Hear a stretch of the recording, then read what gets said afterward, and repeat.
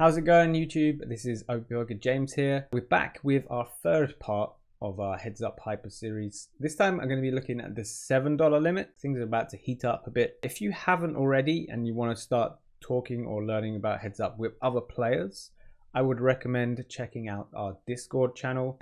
I've recently added into our Discord a section on Heads Up.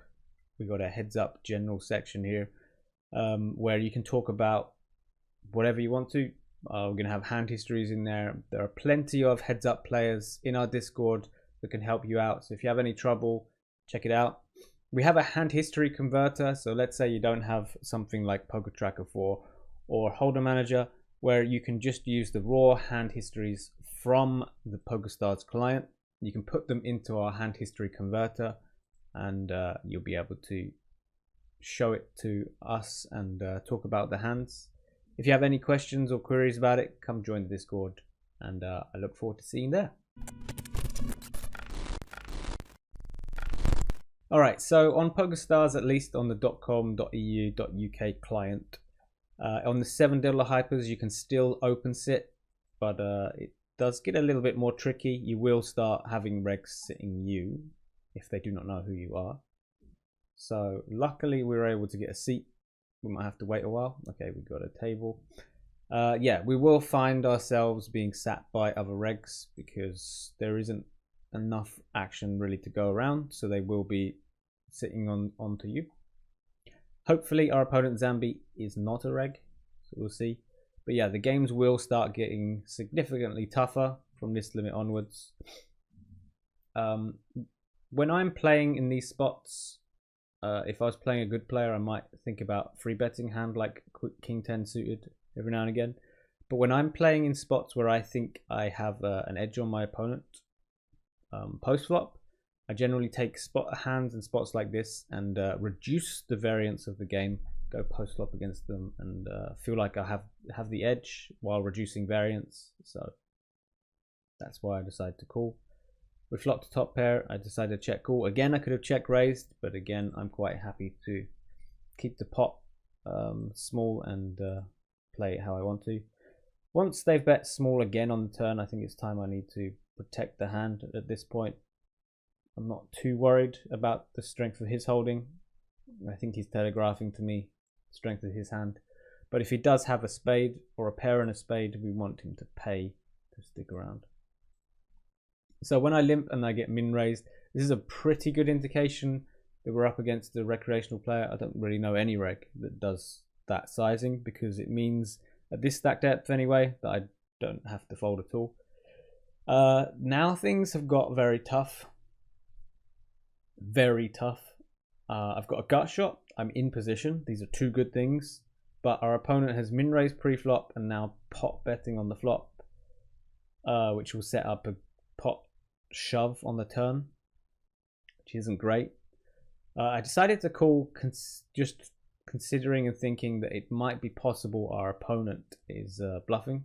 Anyway, I'm going to check it back, trying to hit, hoping to hit, and if we don't by the river, I think it's time to put it in as a bluff. We're trying to get basically a hand worse than an ace, hopefully like a hand like King High to fold. That's the plan. That's the goal. We had Jack 2. Let's show the bluff. Definitely going to show the bluff. Generally, I would advise never showing the bluff, but because I'm not going to be playing these limits outside of video, got to show it, right?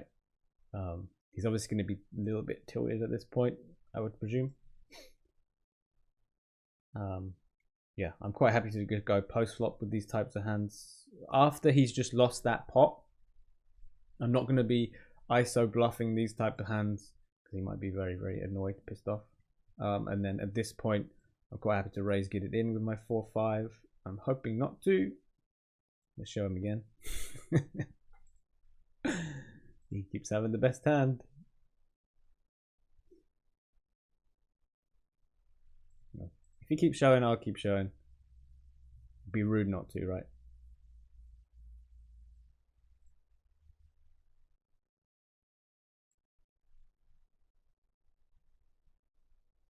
But yeah, sometimes you just get a good run of cards and it just doesn't look like they're going to be able to win anything at all.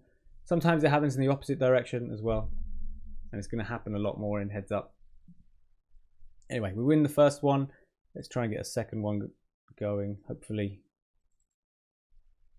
So let's see if we can open sit this. It's looking good.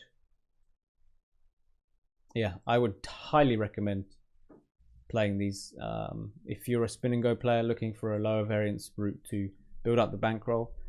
If you're playing the $7 buy-in, I would advise having at least $350 bankroll. And then if you want to move up to the 15s, you're going to want to have a lot more bankroll. And we'll talk about that later. We'll talk about it in a new video. But from the $15 limit and higher, it's basically close to impossible for you to open sit in those games, because there is something called a cartel.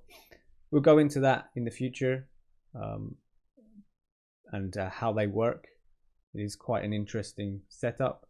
I personally have never been a part of a heads up cartel, but I have been, and I have played on games where they did exist, and it made my playing life a lot harder.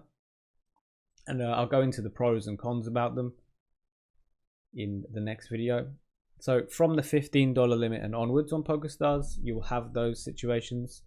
Now in the $15 limit, I did play a month or two back, and I was able to break through the cartel, which means this is a quite weak one on the $15 limit. But I have been assured that higher limits, so for the 30s and higher, I wouldn't have been able to do that in a single day. It would have taken me weeks to do so.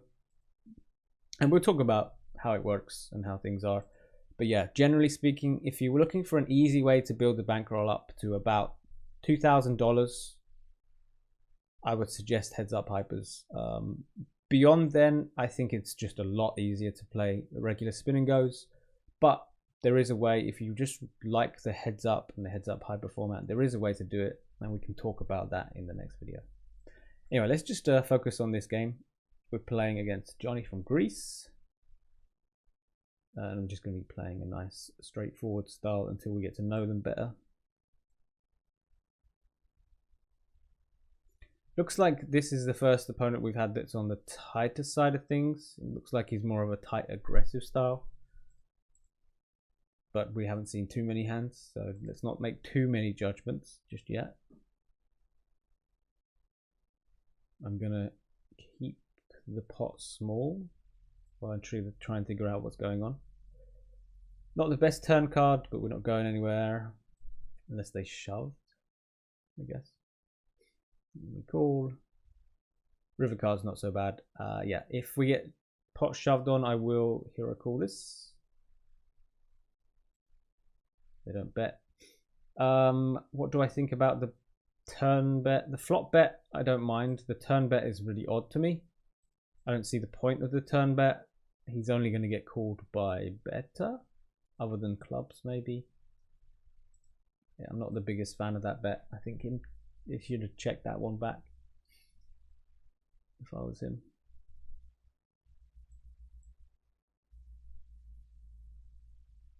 Anyway, we're looking good. 8-9, I'm going to limp.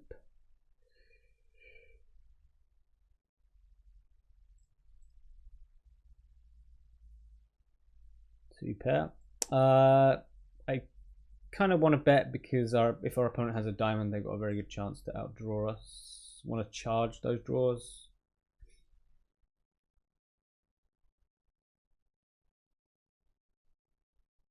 It's getting very short now. Can we take it down? Looks good. Nice. All right, 2 for 2. There we go. Moving up to where they respect our raises. Okay. So yeah, thanks everyone for watching.